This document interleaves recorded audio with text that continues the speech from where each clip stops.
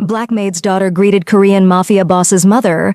Her Busan Dialect greeting had every guest frozen. The entire grand ballroom went silent. Ezra Grimes, the most feared American Korean Mafia boss on the East Coast, had just watched his elderly mother freeze mid-step. All because of her. All because of Laura. The black child everyone overlooked, everyone ignored, everyone dismissed as just another staff member's kid. Until she opened her mouth and spoke in a Busan dialect so pure, so authentic, it transported the old woman back to the docks of her youth. They thought she was nothing. They thought she was invisible. They were wrong. The Grimes estate's gleaming marble ballroom might as well have been a battlefield. Designer gowns and platinum jewelry couldn't hide what these people truly were: killers, money launderers, power brokers. The Grimes family didn't build their empire on kindness. They built it on blood and the ruthless efficiency of their Seoul, New York pipeline. And now the matriarch, Miss Rose, had finally emerged from semi-retirement in Busan to inspect her son's American operations, bringing with her expectations heavy enough to crush steel and a reputation that made grown men lower their eyes. Esther Jenkins knew the weight of expectations. At 32, she'd spent a lifetime being underestimated. Too black for Korea, too Korean for America. A woman caught between worlds, belonging fully to neither. Her daughter Laura, at 6 years old, was already learning the same impossible dance. The household staff had received strict instructions that morning. Be invisible, be silent, be nothing, just another black face in a service uniform. Just another woman to be ignored. Keep your head down, don't make eye contact, speak only when spoken to, and for God's sake keep your children out of sight. The irony wasn't lost on Esther. These were the same instructions her foster mother had drilled into her on the streets of Busan when she was 8 years old, newly arrived from a failed adoption, living in the margins of a city that didn't know what to make of her. The same rules for survival in two countries separated by an ocean, but united in their expectations of invisibility. The staff meeting that morning had been a masterclass in fear. Mr. Chen, the head of household, had sweated through his expensive shirt as he paced before the assembled domestic workers. Miss Rose Grimes built half the Busan operations before her son was even born. She doesn't visit properties, she inspects them. She doesn't overlook mistakes, she eliminates the people who make them. Today she honors us with her presence for the annual gala. Any error, any disrespect, any hint of poor service, and your employment won't be the only thing terminated. Am I understood? Esther had stood at the back of the servants' hall, silent, watching, always listening. The other staff avoided her gaze. The Korean staff especially kept their distance. The black woman who spoke their language too well, who'd lived in Busan, who knew their customs, she made them uncomfortable. She was an anomaly they couldn't categorize, couldn't understand. Their whispers followed her through the service corridors. Why does she know our songs? Where did she really come from? Why does Mr. Grimes allow her to stay? Miss Rose's arrival had transformed the estate into a fortress. Security men with earpieces and bulges under their tailored suits positioned themselves at every entrance. The guest list was vetted 3 times. The catering staff was searched. Every flower arrangement was inspected. Esther moved silently through the preparations, polishing silver, arranging place settings, making everything perfect. Her hands didn't shake. They never shook anymore.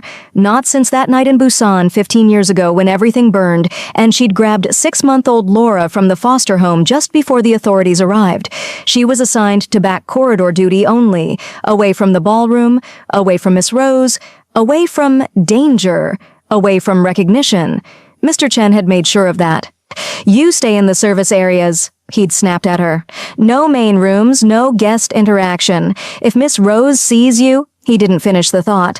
He didn't have to, but fate has a way of mocking our best precautions. A spilled drink in the children's playroom. A door left open by a careless guard. And suddenly, Laura was running through the hallway, chasing a ball that had rolled away from the staff quarters, her little feet padding across marble floors she was never supposed to touch. Esther's heart stopped when she heard the sound, Laura's bright laughter echoing through the corridor that led directly to the ballroom's entrance. She dropped the tray she was carrying and ran, her sensible shoes silent on the marble, her mind racing through every terrible possibility. But she was too late. The ballroom's massive double doors were open for the pre-dinner cocktail hour. The city's elite mingled with champagne glasses and predatory smiles. And there, framed in the doorway like a painting of innocence interrupting evil, stood Laura. Her simple cotton dress, the nicest thing Esther could afford, but still clearly marking her as staff family, stood in stark contrast to the designer gowns surrounding her. Her hair was pulled back in neat braids. Her wide eyes took in the glittering chandelier above. And directly in front of her, turning from a conversation with her son, stood Miss Rose Grimes.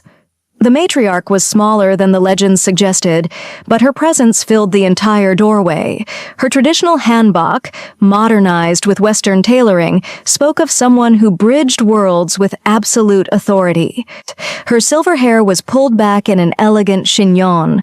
Her jade necklace, a family heirloom worth more than most people's houses, caught the light. Her eyes, cold and calculating, landed on Laura with the weight of 40 years of command. The room began to quiet, conversations dying as people noticed the interruption. Ezra Grimes turned, his expression darkening as he saw the child who shouldn't exist in this space. Laura looked up at Miss Rose, and Esther, frozen in the doorway behind her daughter, watched in horror as Laura did exactly what Esther had taught her to do when meeting Korean elders. Laura bowed, not the awkward American approximation, a perfect, respectful bow, hands clasped, head lowered at precisely the right angle, the kind taught in Busan homes to children who understand the weight of tradition. And then Laura spoke.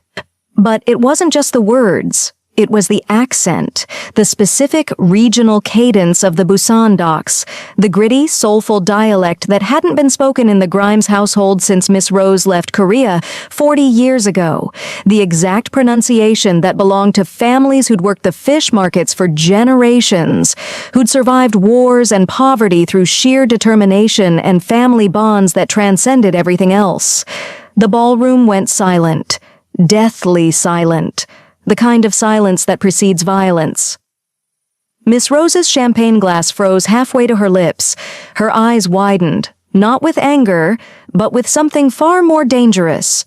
Recognition. Ezra Grimes stepped forward, his hand instinctively moving toward the weapon he always carried. His security detail tensed, but Miss Rose raised one trembling hand, stopping everyone in place. She stared at Laura as if seeing a ghost. Her lips moved, forming words in the same Busan dialect, her voice shaking. "Where did you learn this?" Laura, oblivious to the tension, smiled with the pure confidence of a child who'd been taught something beautiful and wanted to share it. "My mom taught me when we lived in Busan." Miss Rose's cane, dragon-headed, gold-tipped, a symbol of her authority, trembled against the marble floor. And Esther, still frozen in the doorway, watched her entire carefully constructed life of invisibility shatter like crystal against stone, because Miss Rose was now looking past Laura, directly at her, with eyes that held a question that could destroy everything or save everything. Who are you? The Grimes estate was a cathedral of blood-stained power, a mausoleum of marble where the elite gathered to trade in secrets and ironclad expectations. Inside the grand ballroom, the air was thick with the scent of expensive perfume and the low-frequency hum of men who had built their empire on blood. Esther, moving with the perfect invisibility of a woman who knew the survival rules of the underworld, kept her head down as she polished crystal, unaware that her shroud of safety was about to be torn away. In the shadows of the service corridor, 6-year-old Laura had found a stray ball, a splash of color in a world of monochromatic violence. She chased it through a door left ajar by a careless guard, stepping out of her staff quarter sanctuary and into the battlefield of the gala. The rhythmic, hollow tap of a dragon-headed cane suddenly silenced the orchestra, and the Iron Lady of the Seoul, New York pipeline, Miss Rose, appeared like a hurricane made flesh. The collision was inevitable. Miss Rose looked down with ice in her veins, her gaze a blade through silk that demanded submissive silence from everyone it touched. But Laura did not tremble. She had been raised in the multicultural foster communities of Busan, where respect was a surgical miracle of tradition. To the horror of her mother watching from the wings, Laura dropped into a perfect 90-degree bow, her small hands folded with a pure, unadulterated dignity that shouldn't exist in a child so far from Korea. To serve with honor is to find honor in serving. "Respected elder," Laura said, her voice small but carrying a Busan dialect so ancient and pure it felt like a jagged rasp of truth slicing through the room's pretension. The deathly silence that followed was heavy enough to crush steel. Ezra Grimes stood paralyzed, watching the clenched-jawed shock on his mother's face as the girl's gritty, rhythmic greeting resurrected a ghost buried for 40 years. Miss Rose's dragon-headed cane froze mid-tap against the marble, her mechanical indifference shattered by a linguistic root of truth she hadn't heard since her sister's lineage was thought lost to a seaside fire. The Iron Lady didn't see a maid's daughter, she saw a biological bridge to a forgotten heritage. In that surgical moment, the forbidden bow didn't just break the gala's etiquette, it signaled a total systemic collapse of the lie Esther had spent a lifetime protecting. The deathly silence of the ballroom was shattered not by a gunshot, but by the rhythmic, hollow tap of Miss Rose's cane as she began to walk toward Esther, who had collapsed to her knees in a desperate attempt to shield Laura. The atmosphere of terror that usually surrounded the Grimes family intensified as Ezra stepped forward, his tattooed chest tensing with a lethal suspicion. He looked at the black maid he had overlooked and dismissed for years, seeing her now not as a shadow, but as a strategic pawn in a game he didn't yet understand. "Where did she learn that dialect, Esther?" Ezra's voice was a low-frequency hum of controlled violence. Esther's hands shook as she looked up, her survival rules failing her for the first time. She realized the shroud of safety she had built in America was gone, and the only way out was through the jagged rasp of truth. Under the unwavering attention of the Iron Lady, Esther began to speak of the back alleys of Busan and the multicultural foster community, where she had hidden after escaping a seaside fire that everyone believed had left no survivors. She described a rainy afternoon in a small apartment where Laura had been raised by the ghosts of the Grimes lineage, learning the proper way to address elders and the soulful cadence of a family she was never supposed to meet. Miss Rose listened with narcissistic blindness, replaced by a raw human vulnerability, her eyes searching Laura's face for the biological bridge to her own lost sister. The irony wasn't lost on Ezra. The invisible staff member he had ignored was the keeper of his family's sacred history.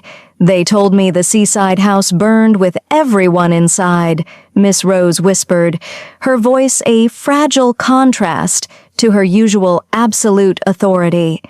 Esther reached into her pocket and pulled out a clandestine connection to that past, a scorched, jade-colored pendant that matched the one hanging from Miss Rose's own neck.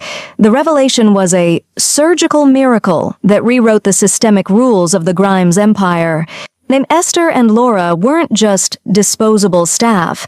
They were the protected heart of a dynasty built on blood and forgotten promises. The Iron Lady of the Seoul, New York pipeline did not wait for permission.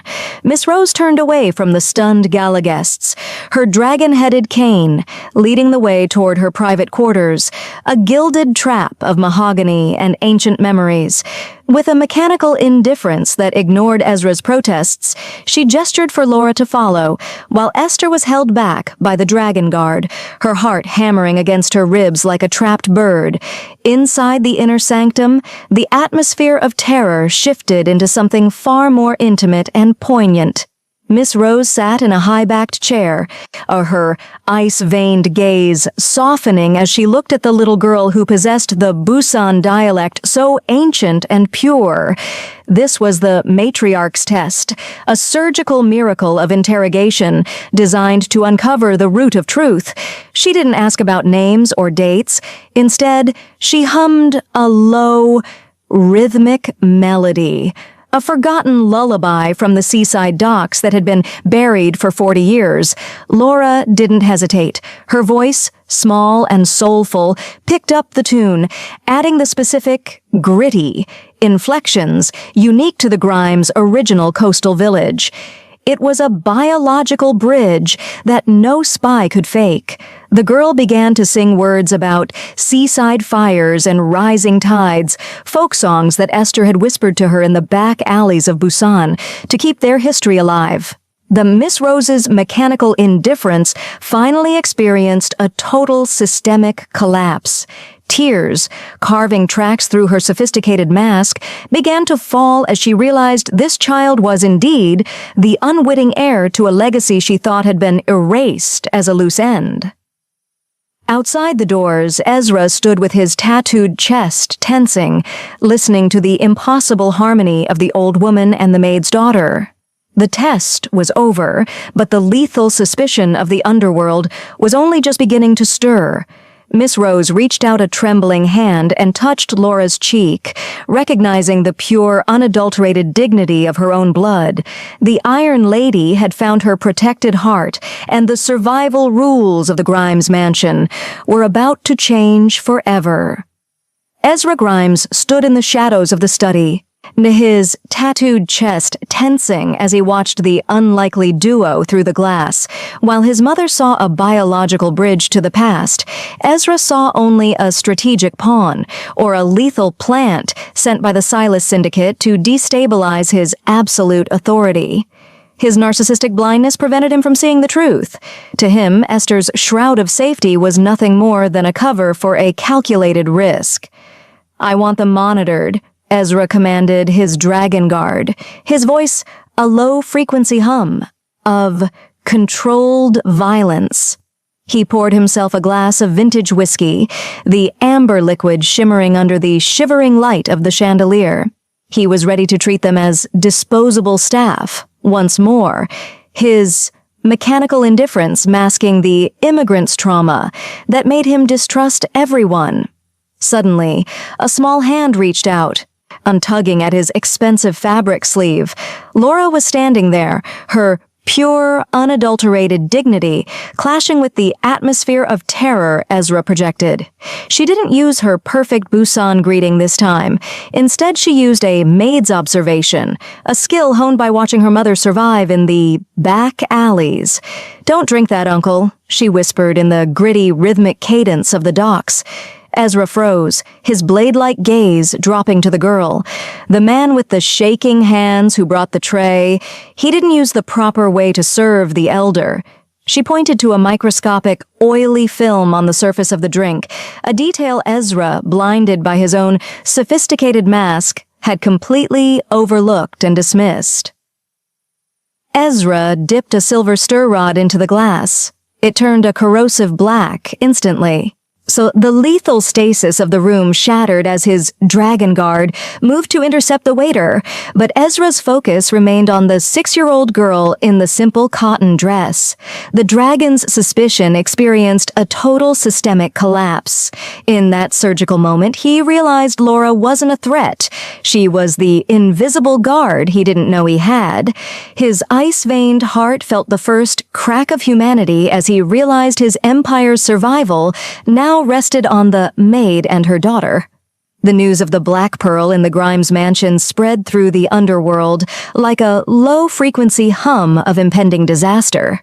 In a dimly lit boardroom across the city, the leaders of the Silas Syndicate studied a graining surveillance photo of Laura, the biological bridge that threatened to unify the Grimes' fractured claim to the Busan docks. To them, she was not a child, but a strategic pawn that needed to be erased to ensure Ezra's total systemic collapse. They knew that the Iron Lady would do anything to protect this protected heart, making the girl the perfect calculated risk for a coup. Inside the estate, the atmosphere of terror shifted from internal suspicion to external lethal power. Ezra had discarded his narcissistic blindness after the poisoning attempt, replacing it with a titanium grip on the mansion's security. He no longer saw Esther and Laura as disposable staff, but as the root of truth for his family's survival. Yet, even with his Dragon Guard on high alert, the Silas Syndicate launched a surgical strike that bypassed the Mausoleum of Marble's main gates. The rising storm broke during the hour of shivering light just before dawn. The first window exploded inward in a symphony of lead, shattering the gilded trap's facade. As the Dragon Guard moved to engage the invaders, Ezra found himself pinned in the library, his tattooed chest tensing as he realized the primary target wasn't his life. It was the girl. The Silas attackers moved with mechanical indifference, their red laser sights painting the walls as they searched for the 6-year-old girl in the simple cotton dress. Esther moved with the street hustle instinct of a woman who had survived the back alleys of Busan. She grabbed Laura, pulling her into a shroud of safety within the invisible pathways of the house, the service tunnels and narrow vents that Ezra and his guards had always overlooked and dismissed. While the Cathedral of Cold Violence erupted into a blood-stained battlefield, Esther became the invisible guard, navigating the darkness with a blade-like focus. She was no longer just a maid. She was the only wall standing between the protected heart and the ruthless cynicism of a syndicate that wanted her daughter dead. In the aftermath of the breach, the Mausoleum of Marble was no longer a fortress. It was a sieve. Ezra's Dragon Guard had been trained for blood-stained power and frontal assaults, but they were blind to the invisible pathways and the shadowed corridors where the real work of the house was done. Recognizing this total systemic collapse of security, Esther stepped into the vacuum of authority, her street hustle instinct replacing the submissive role she had played for years. Esther gathered the other women, the cleaners, the laundresses, the disposable staff who lived as ghosts in the Grimes estate. In the floral-scented warmth of the laundry room, away from the lethal stasis of Ezra's command center, she organized the first clandestine intelligence network. They were the eyes and ears that had always been overlooked and ignored, and now they would become the mansion's invisible guard. "They see us as nothing," Esther whispered, her voice a jagged rasp of truth that bound the women together in a shroud of safety. "But we know which floorboards creak, which service elevators are bugged, and which security men have been taking clandestine calls in the garden." With mechanical indifference to the danger, the women began a surgical mapping of the house's vulnerabilities, on creating a biological bridge of information that bypassed Ezra's narcissistic blindness. While Ezra prepped for a fierce showdown, Esther's network identified the strategic pawns of the Silas Syndicate already hiding within their own walls. They didn't use silenced gunshots or cold steel. They used the tools of their trade, a misplaced tray, a maid's observation, and the rhythmic hollow tap of signals passed through the vents. Laura sat in the center of this inner sanctum, her pure, unadulterated dignity serving as the root of truth that kept the women focused. The Black Pearl was no longer just a target. She was the commander of a shroud of silence that would determine who survived the rising storm. The traumatic silence following the Silas attack was broken not by an order from Ezra, but by a ceremonial summons from the matriarch's private wing. Miss Rose emerged into the shattered ballroom, her dragon-headed cane striking the marble with an absolute authority that commanded every guard to holster their weapon and every disposable staff member to freeze.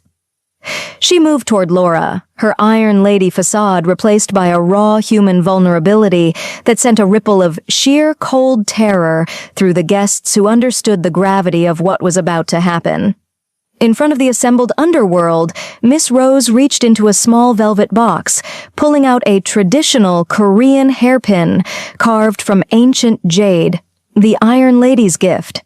It was a piece of sacred history that belonged only to the direct Busan lineage, a biological bridge that proved Laura was the unwitting heir to the Grime's most secret power. With mechanical indifference to the gasps of the Silas spies, Miss Rose pinned the jade into Laura's hair, her ice-veined voice carrying the weight of a total restoration of the family line. "This child carries the blood of the seaside docks," Miss Rose declared, her gaze a blade through silk that swept across the room. "She is no longer a shadow. She is the Black Pearl of the Grimes dynasty, and she is untouchable." The gesture was a surgical miracle of diplomacy. By labeling Laura as sacred, Miss Rose had turned the Maid's daughter into a strategic pawn that no one dared strike without inviting the total systemic erasure of their own house. Ezra watched from the shadows, his tattooed chest tensing, as he realized his mother had just committed them to a fierce showdown from which there was no retreat. The rising storm was no longer a local conflict. It was now a war for the root of truth. As Laura stood with pure, unadulterated dignity, the jade in her hair catching the shivering light, Esther felt the icy pressure of the target on her daughter's back grow even larger. The Iron Lady had given them a crown, but in the cathedral of cold violence, a crown was often just a gilded trap for those who weren't ready to bleed for it. The rising storm finally broke with a total systemic collapse of the mansion's outer defenses as the Silas Syndicate launched their final, desperate assault. The mausoleum of marble erupted into a battlefield where designer suits were traded for tactical gear and cold steel. As the front gates were breached with a symphony of lead, Ezra Grimes found himself pinned by a surgical strike designed to isolate the Black Pearl from her dragon guard. "They're in the vents," Esther realized, her street hustle instinct overriding the atmosphere of terror paralyzing the other staff. She knew the cathedral of cold violence better than the men who owned it. She knew the invisible pathways and service tunnels that were never included in Ezra's high-tech security maps.